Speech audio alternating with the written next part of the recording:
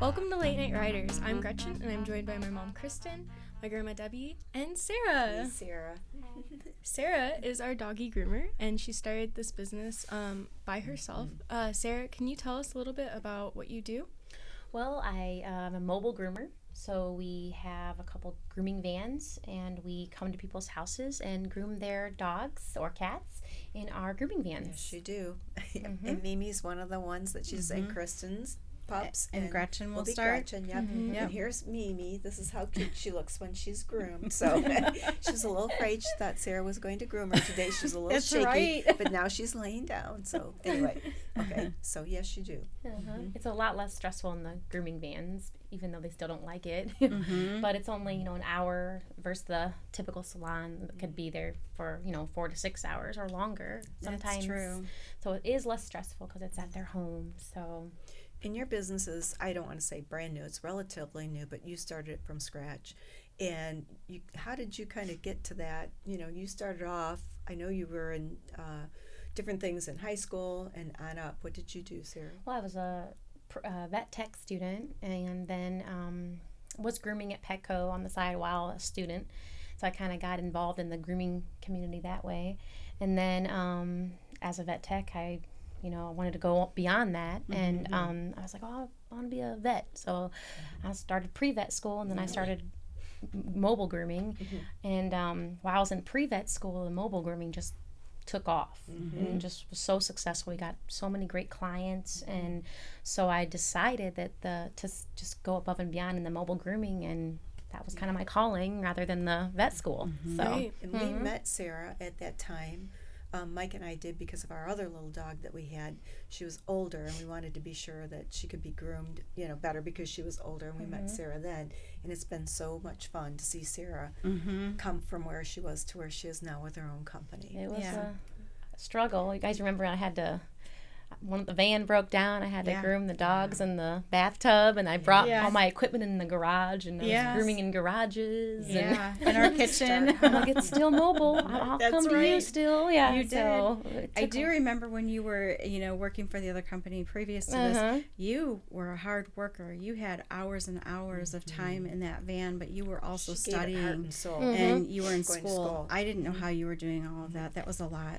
it was a lot, but it paid off. Let me tell you, I knew that it was a good idea. It wasn't when I was with the other company, it wasn't as popular because it was kind of a side gig for that gentleman who had it, and I was like, this is a great idea with how mobile we are right now with Amazon, and I was like, this is gonna go great places. We have to invest in it though, and we have to work hard, and it will get there. And that's what my idea was. And Mike, he gave me so much guidance. So sweet to see her. It was fun because Mike would talk to her about business. And what was really interesting to see and fun to see was this person who had worked so hard with school and her passion and her excitement for what she wanted to do. And this is encouraging, should be encouraging to other people that want to get into, businesses, that she started to talk about it. She started with a dream, but you went full bore with it, which was exciting to see from the very beginning. Thank you so much. Yeah, and you did a good job. Thank you guys. It's a lot of work, but there were days where at one time I lost an employee. I had to work 42 days in a row with no days off, like 9-10 hour shifts, because I didn't want to lose anybody.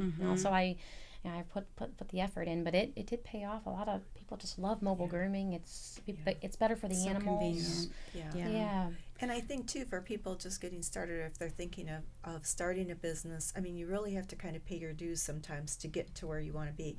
Sarah has been nominated just recently in our area as the I want to say it 20 right, under the 20 40. under 40 award, which is for people who have really done an awfully lot, really put their effort into what they've done.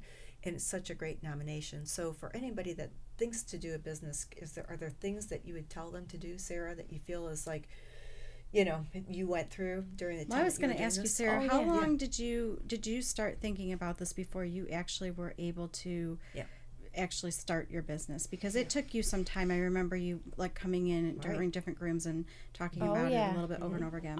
It took a long time. It took about 7 years to get out where I am now. But it took years, but you just stick with it, stick with your ideas, don't give up, and keep it going. And I mean, it's you really have to want it and make it work, because they'll be like the time where the vans would break down. I was like, oh, what am I gonna do? Like I can't.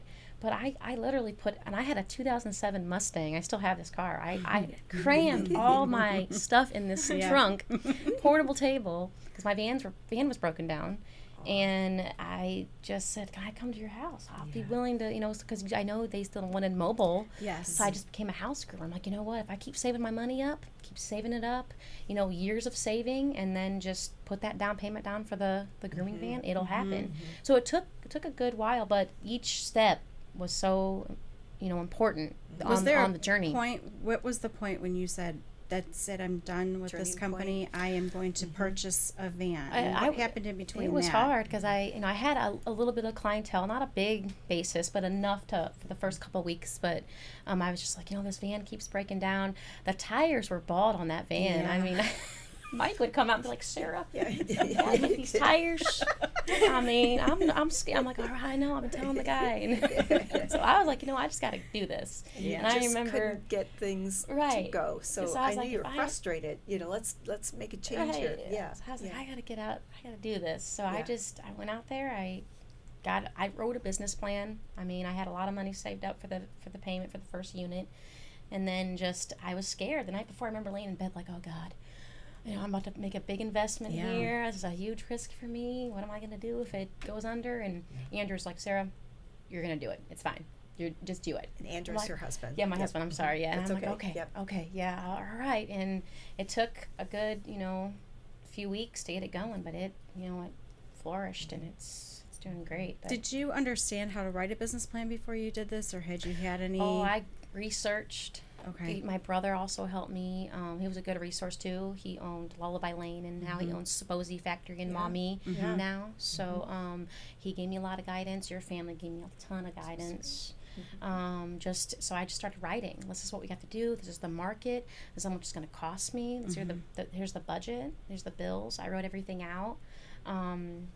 Because I wanted to make sure I didn't go under. It's a huge risk. So, and I know you really did your research, because I remember when you were even looking at the vans, and you were looking at a couple different vans and not sure which one to go with. And I mean, you really put your time into it to be sure. And what did you find out about that? Because you bought one from a factory, and then another one you bought. So what would you say about that? What was the best one to purchase, do you think? I bought a Wagon Tails van. They're based out of Granger, Indiana. They've been building these vans for about 30 years, and they are literally, it's a salon on wheels. I mean, heated water, air conditioning, heat. I mean, they're built to, they're sturdy, they last a long time. Yeah. So the first one I did buy from the company. And the second one, I mean, I was getting pretty booked out, and we were like to a point where we needed another unit, or we had to turn people away. So I got an employee, and then I bought my second unit from some guy was just trying to sell it. I think someone went under in another state or something, because he had called one of my competitors, and they didn't want to buy it. And I talked him into a good price for it, and I paid about half what I paid for my first unit.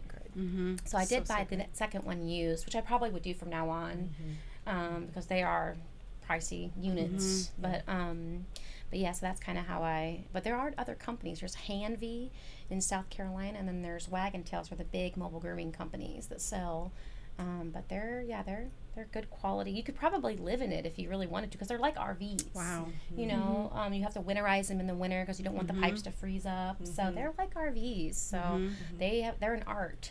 It's hard to you can't just get a van and be like, oh, I'm going to groom out of it. Right. Because there's so much. Like inside of the walls is all like the plumbing and electrical. Yes. And I mean, there's a process at that factory, and they walked us through every step of how they build these vans. Nice. So you had all the research on that, and the knowledge of how to take care of everything with that too. Oh yeah, there's a lot of upkeep, like the generators, the propane, things like that. So. And then on top of that, then you started, with people that were helping you.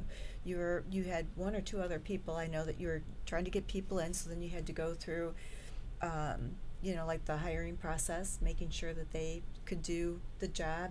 And that's a whole nother process too, working with people. You think that this person's good, or maybe they are, and then they find something else and they have to leave for some reason. That's a process to go through too with your business. The hardest part, as you guys know, is employees. I mean, just maintaining them, and because no one, I hate to say it, is going to care about your business like you do. That you hire in. I mean, they do care. You know that, but just you want things a certain way, and so employees. It's your baby. It's your baby, and plus these are other people's babies too. These animals, so you want to make sure that they're being taken care of when you're not there. Because since we are mobile, it's a little different. Like I have to ask the employees to send me before and afters of all the dogs they groom, because it's not a typical salon where I can come check the dog before it walks out the door at Petco or PetSmart or something.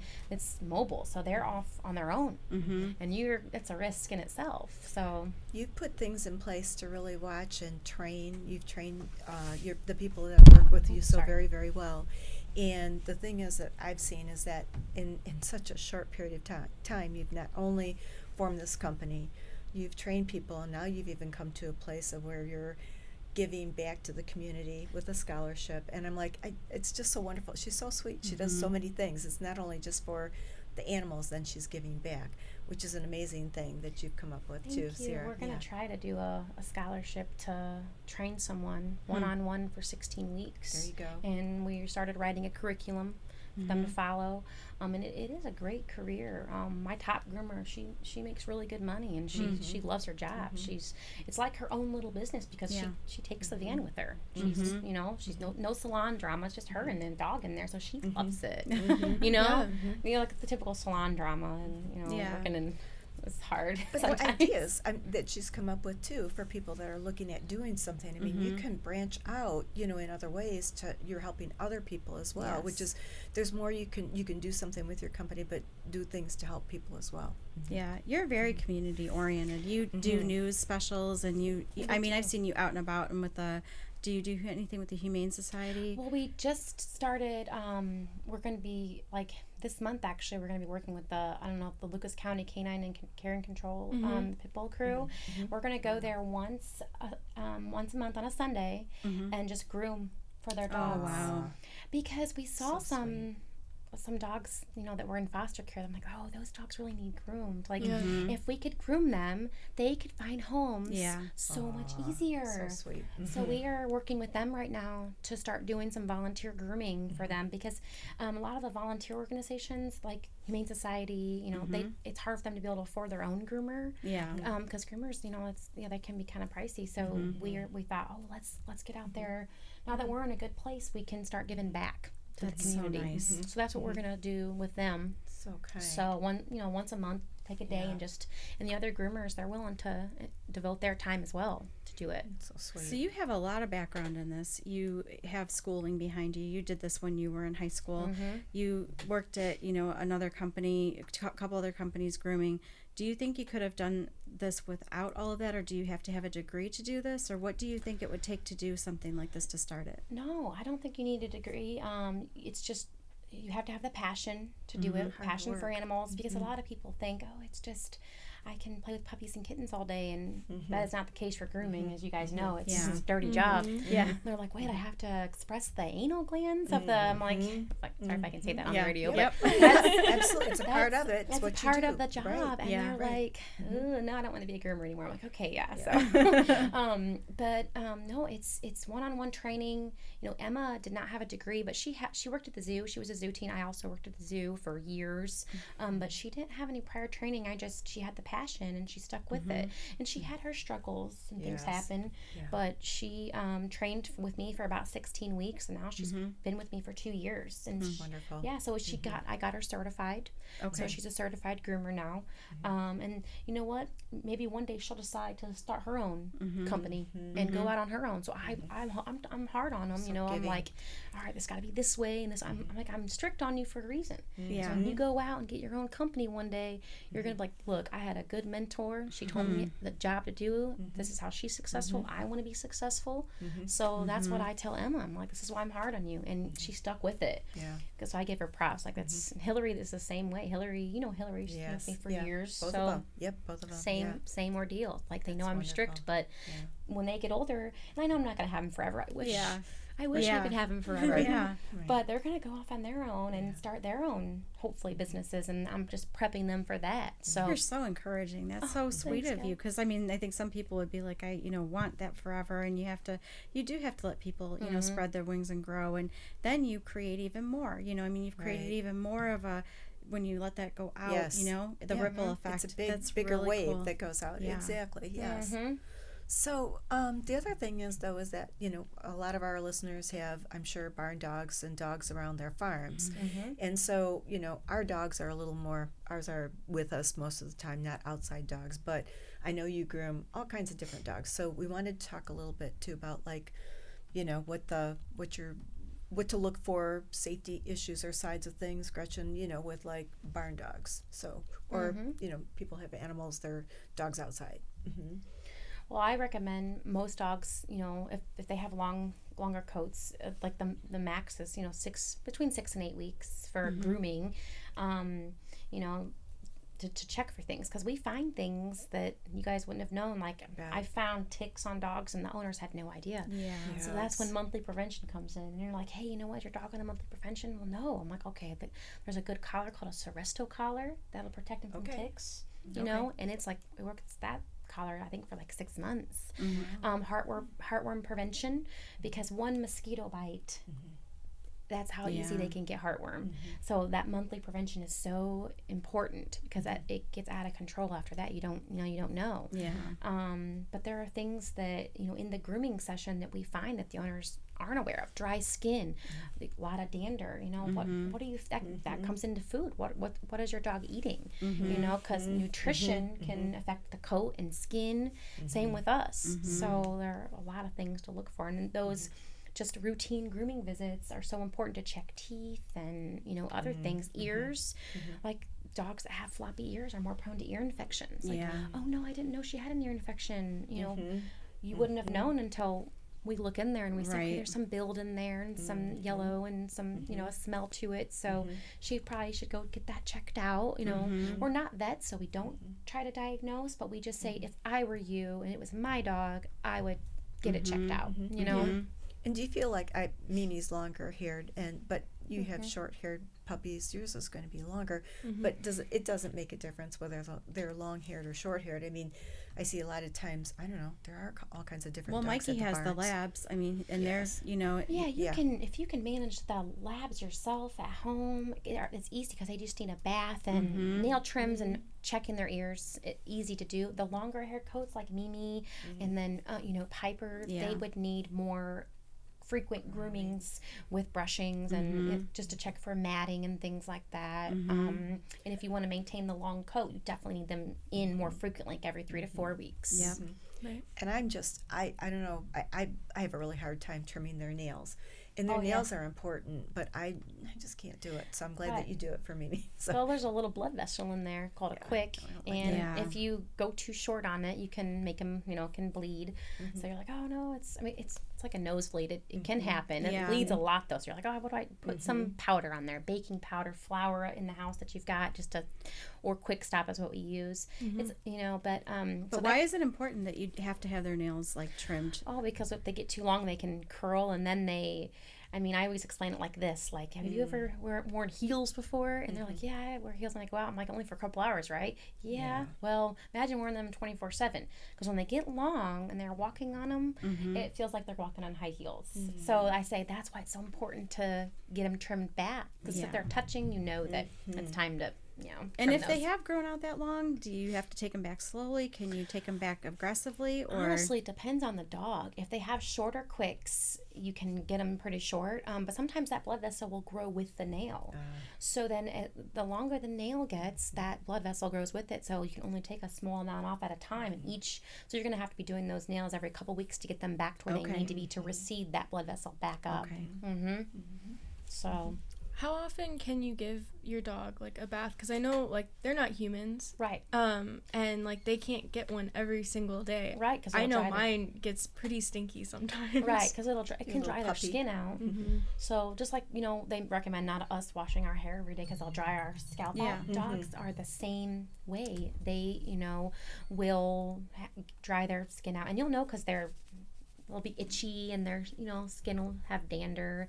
So you want to just make sure that you're not over bathing them because that's worse for them. Like, it doesn't give them enough time to build the oil back up in their skin. They don't have normal oil glands like we do. So it takes a while for that oil to build back up. So if you're bathing them every day or every other day even, it can really cause some skin issues. So I recommend like you can get dry shampoos. You can kind of spray and fluff dry them out. Arturo is a really good brand I recommend that I use in my van. And I spray it and then I just, that way it doesn't dry their skin out. Okay. That's good to know. Yeah. For dogs that are outside dogs, how often should you be checking them for ticks and different things? It depends where they've been. Like if they're out in the tall grasses, which is what ticks, it's a myth that they fall from trees. That's so they usually just get them picked up from the grasses if they're in the grass every day like that. And I thought it was from bushes. That too. I thought it was trees too. Okay. It's from bushes that are low to the ground and tall grasses. Okay. But if there's a bush and there's a tick on the bush and they brush up against it, that's how easy they can get it. But they don't fall from trees. Like people think like if they walk in the woods, they're just going to fall from the trees. It's usually, But I recommend if they're not on prevention to be checked every time they're in that kind of environment. But if they're on prevention, they shouldn't be getting ticks if they're on a good quality prevention. Okay. So that's important, and there are shots too to keep up with. That's an important vaccines thing too. Exactly. Yes. Oh yeah, because parvo is a 50-50 mortality rate. So if they're on a walk and they step in poop and then they go inside and they lick their little paw and they're not vaccinated, that's how easy they can get parvo. Okay. So, and you don't think anything of it. You're like, oh, they're just going on a walk. Yeah, It's not a big deal. But if they're not vaccinated and they step in that other dog would have had to have had parvo that pooped there, and then they stepped in it, and that's how easy they can get it. So it's very important to get those yearly vaccines. Okay. That's really good to know.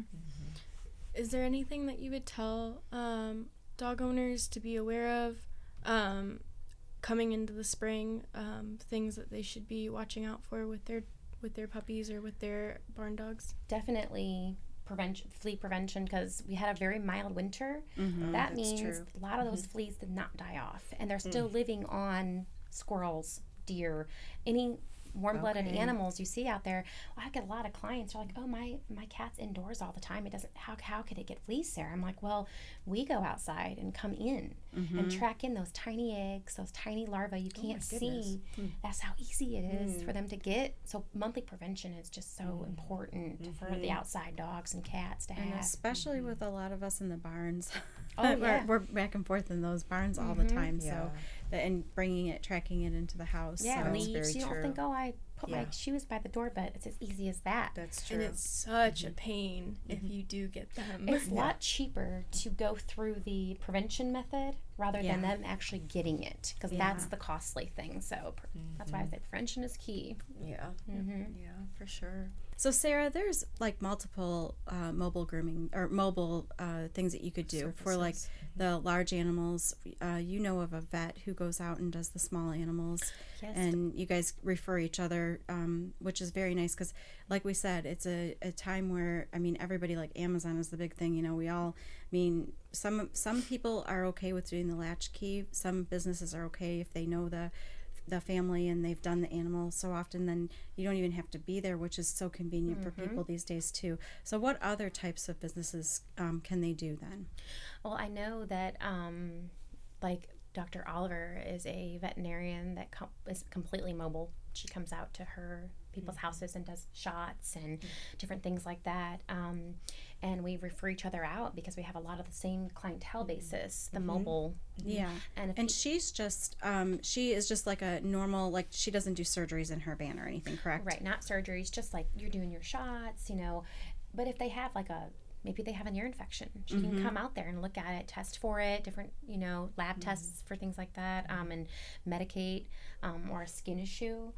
Just primarily she can't do surgeries, but everything else. And that's good for people who can't get out. Like a lot of people who might live in assisted living, who just don't drive anymore, but they have animals as their primary company. So she'll go out and she'll say, hey, I can come out to this facility and do maybe all the animals in one day, make a day of it. Okay. So, yeah. So and then awesome. Did you know anybody that did large animals? Years ago I worked for a vet out in Fremont, and he was a large animal vet, Dr. Zimmerman, and he did farm calls.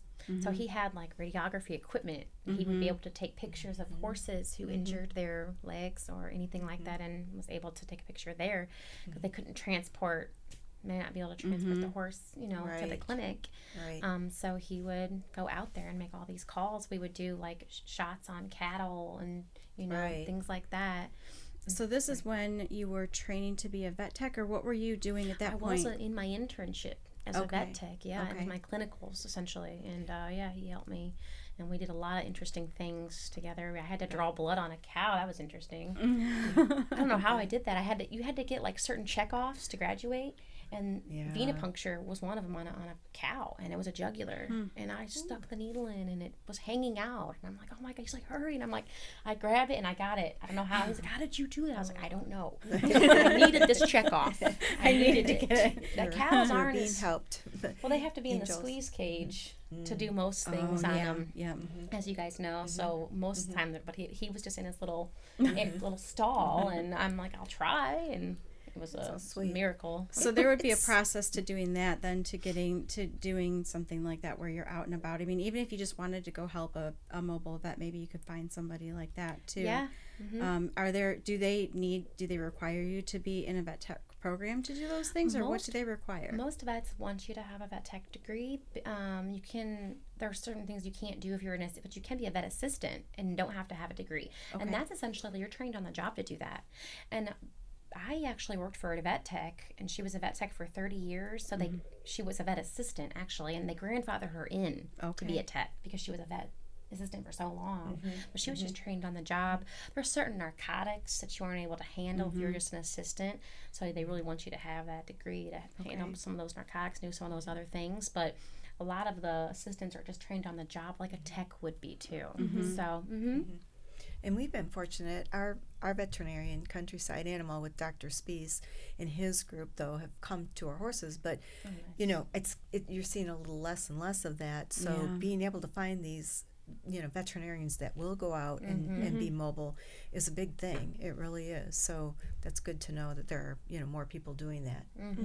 Yeah, because most people are on a kind of a pre-booked basis. So they can book out kind of far if you don't get in. It might be a little bit of a wait, but I think that it's just talking about all these things, to have that mobile, like when you're out in the barn, you're working your trainer, or to be able to have those the ability to have them come to you like this is just the convenience level of doing these things. I mean, if you schedule it in, you barely have anything to schedule at this point, so it's scary when we don't miss our appointments or anything, because no open appointments for a bit. So but I can still get in. But that being said, there's room to grow in this area because it's so needed right now. So good time to do something like this. Absolutely. Oh yeah, definitely. All right, we're gonna take a short break, and when we come back, we'll enter our next segment, Canter Banter. This podcast is brought to you by Ramm Horse Fencing and Stalls, the one-stop shop for your horse farm. Ramm is family-owned and operated and has been in business for over 30 years. We welcome you to call in and speak with an expert about your next project today at 866-653-8984. Again, that's 866-653-8984.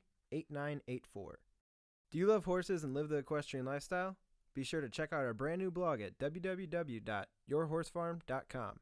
We publish 3 posts per week and feature a free printable equine checklist every month. Yourhorsefarm.com is a great equine online resource, so be sure to share with all the horse lovers in your life. And remember, laugh much and ride often. And we're back. On this segment of Canter Banter, Sarah is going to share a story about one of her employees. An employee I know wore dentures, And she called me one day, and she had gone home for the day. And I'm like, okay, see ya. She called me, and she's like, hey, I left my keys in your van. I was like, what? Your keys? No, my teeth. She left her teeth in the van. And now this was the next morning already. I need my teeth. This is the next morning. She takes her teeth out to groom? Well, she had just gotten them, so I guess it's very uncomfortable. Yes. You have to put them in, take them off. So she had been keeping them in like like her container. Mm-hmm. And the next day, Molly, my groomer, was already working. I'm like, oh no, the groomer is going to find these teeth out the. And I'm like, there's no way. Where were they in the van? She found them at home. Oh. She called them. I found them. I'm like, what? I thought she was saying she left her keys. I left my keys. You probably can't hear that, but that's hilarious, right? I would have had to have taken those teeth and like put them in a dog mouth. Doggy dentures. Well, I was like, dentures. what am I going to say to, I called Amy, my receptionist. I was like, what am I going to say to Amy and Molly if she finds them? I was like, let's tell her it's a Halloween prank or something, because it was October, and I'm like, let's just tell her if she finds them, it's a Halloween prank. They're not real. That happened. And I'm like, what? And I kept thinking, what's happening over there? I couldn't believe it. Yeah, and but that's just an employee story. Good one. That's hilarious. That's funny. My mom thought it was funny. Yeah. She was like, that's hilarious. Yeah. I'm like, well, I thought she was that you don't hear of very often. You don't see that or hear that ever. your keys. I kept thinking she left her keys. I'm like, my teeth. I couldn't understand her though. Because she didn't have her teeth out. So she was a little southern then. She was. She's from Virginia. Okay, there you go. She had her little, That's funny. All right. Well, thank you so much, Sarah, for coming and talking to us. Yeah, it's so good to have you here. We hope you enjoyed listening to our podcast and encourage you to share with all your equestrian family and friends. You can tune into the Late Night Riders podcast show every Friday night. Each episode will be uploaded exclusively on YouTube, where you can subscribe to our channel to stay up to date with all of our latest shows. Do you have a topic you'd like us to discuss? We want to hear from you. You may email us at podcast@rammfence.com or feel free to leave a comment below. Thank you again for listening. Thank you, Sarah. Thanks, guys. Thank you.